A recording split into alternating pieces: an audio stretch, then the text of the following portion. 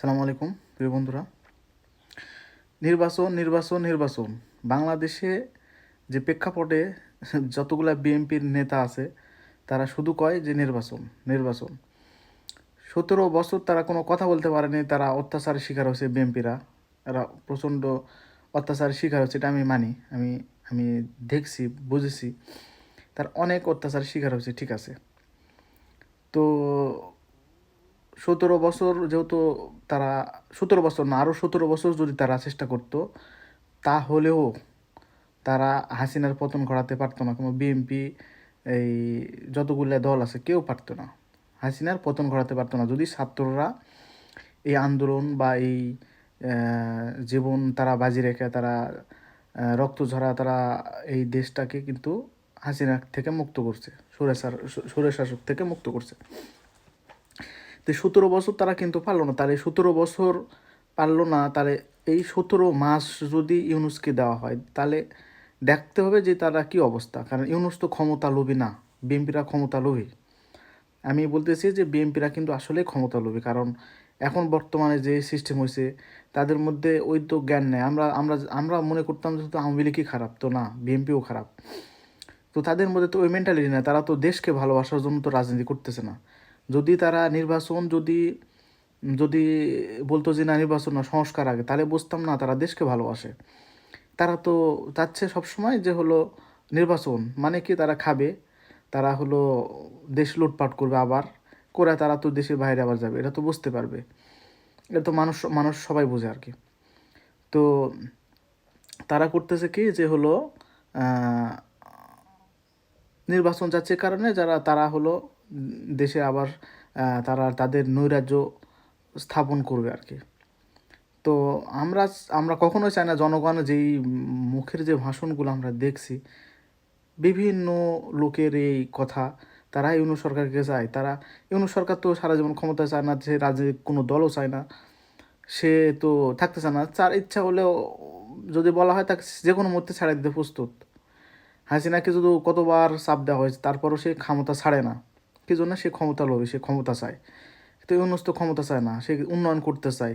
না পারলে, বাধ্য হলে সে হলো ক্ষমতা ছেড়ে দেবে। এটা হলো নিয়ম, প্রকৃত নিয়ম। যে ইউরোপ, বিভিন্ন দেশ বা আমেরিকা, যেগুলো দেশ কোনো কোনো কিছু তারা যদি চালাতে ব্যর্থ হয়, যেমন ইতালি, এখানে যদি কোনো সমস্যা হয়, কোনো মানে মন্ত্রী আর কি কোনো একটা প্রজেক্ট বা কোনো কিছু করতে যদি তারা ব্যর্থ হয়, সাথে সাথে তারা পদত্যাগ করে। কিন্তু বাংলাদেশে মানুষের উপর অত্যাচার করে রক্ত বন্যা বয়ে দেবে, তারপরও কোনো পদত্যাগ করবে না তারা। তো তারা তো ক্ষমতায় যায়। বাংলাদেশে যেই রাজনৈতিক দল আছে বিএনপি, এরা তো জানে যেই দিন যাচ্ছে ওদের মানে ওদের অবস্থা কিন্তু ভয়াবহ খারাপ হচ্ছে, পরিবেশ তাদের খারাপ হচ্ছে।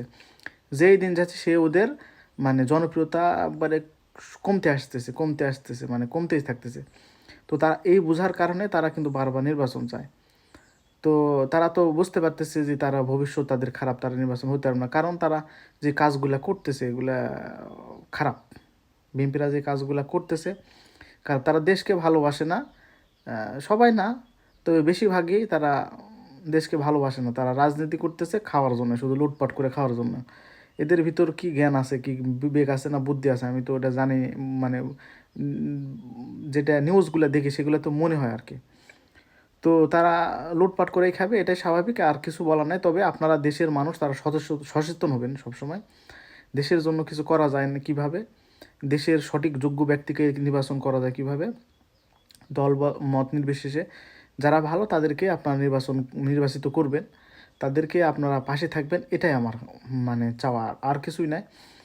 তো দেশের যে প্রেক্ষাপটে আমি আমি মনে করি যে ইউনূস সরকার একটা মিনিমাম একটা পর্যায় পর্যন্ত তাদেরকে রাখা দরকার। তাহলে দেশের একটা মোটামুটি সামঞ্জস্য আসলে তারপর সে এমনিতেই চলে যাবে। সেটা ওর নির্বাচনের দরকার নেই, ক্ষমতার দরকার নেই।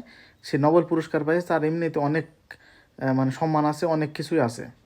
মানুষ তাকে এমনি সম্মান করবে। বাংলাদেশের ক্ষমতা এগুলো নেওয়ার প্রতি তার, আমার মনে হয় না যে তার লোভ আছে।